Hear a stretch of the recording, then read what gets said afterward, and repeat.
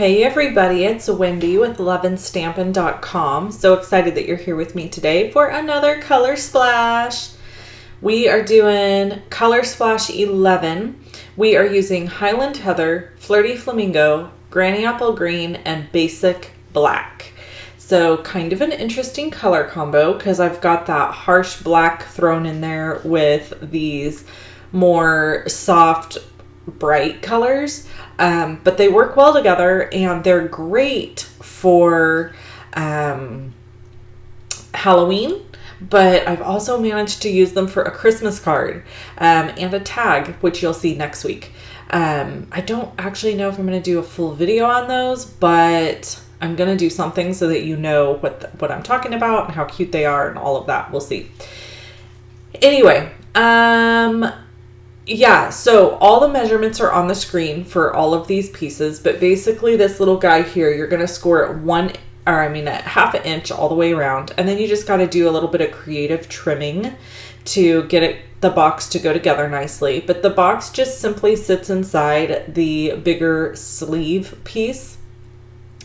And it is super simple, like crazy super simple. So you could fit little candies of some sort inside here.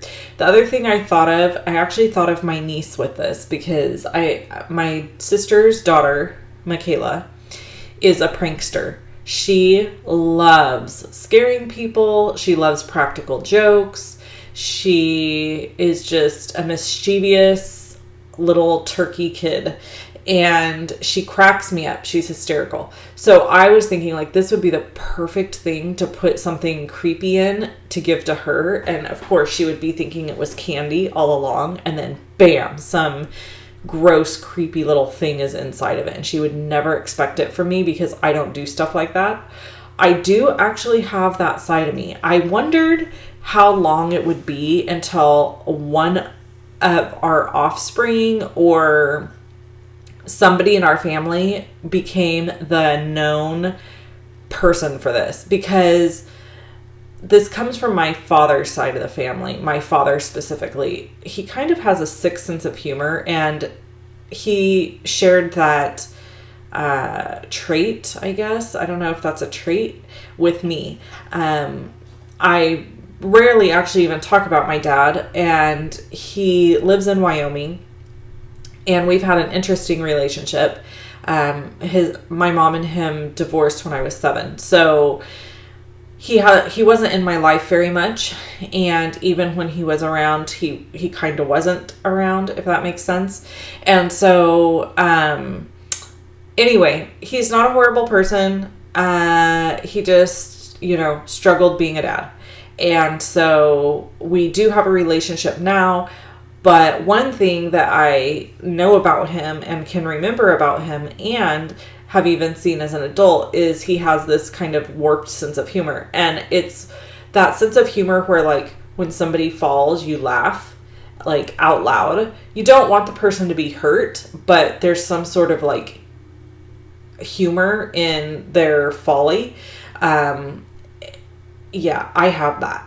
So it's really hard for me to keep myself together if somebody falls or, like America's Funniest Home Videos is like my favorite because somebody getting whacked in the nether regions by a baseball or a baseball bat from a little kid, or, the girl that rides the horse and gets bucked off and whacks her hoo-ha. I mean, it just cracks me up. Like it's hysterical to me.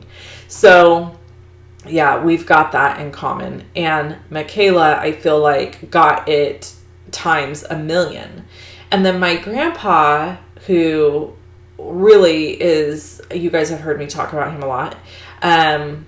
He played a huge role in raising me. He did not have a sick sense of humor, but he was more of like a jokester. Like, he loved a good tease or a little like prank, nothing super crazy major, but he enjoyed it.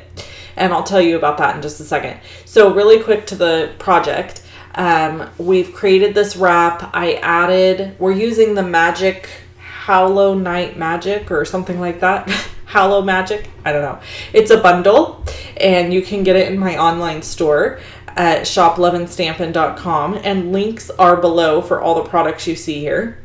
I used my Stampin' Blends marker to color that little label that you saw there that I added the dimensionals to.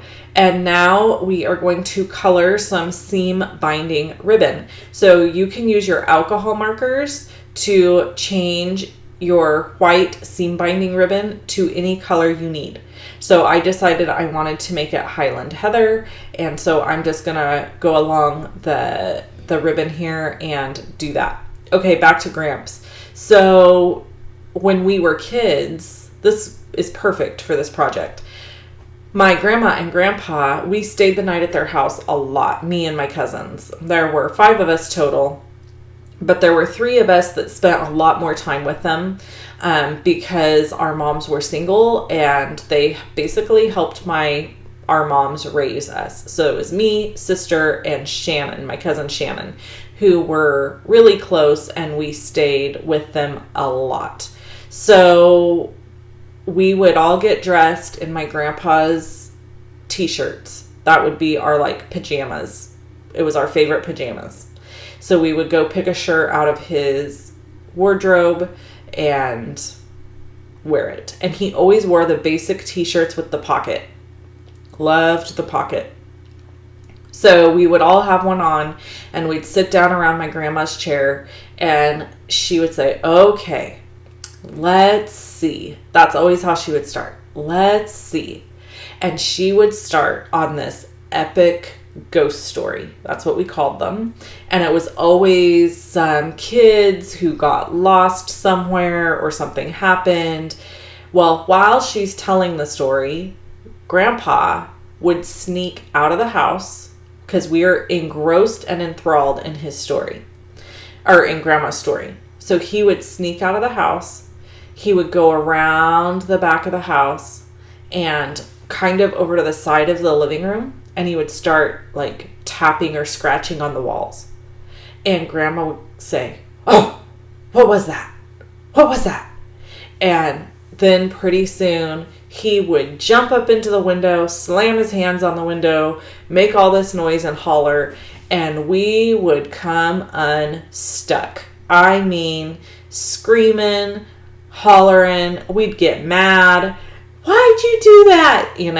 But looking back, honestly, one of the best childhood memories of my life. We had so much fun with that. And as we got older and still begged for ghost stories, she would still tell him. He would still do the same thing, but we would be on to him.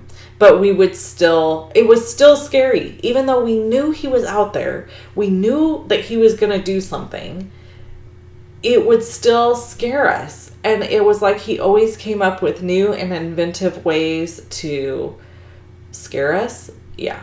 Anyway, there's your finished trick-or-treat box that's probably going to get some creepy little thing put in it to give to Michaela. Unless, of course, she watches this video, in which case the prank is destroyed.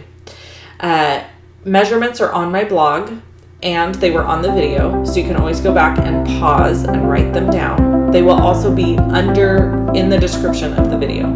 If you want to purchase any of these products, you can go to shoploveandstampin.com, and I hope you have a wonderful, non-spooky rest of your day. Talk to you soon.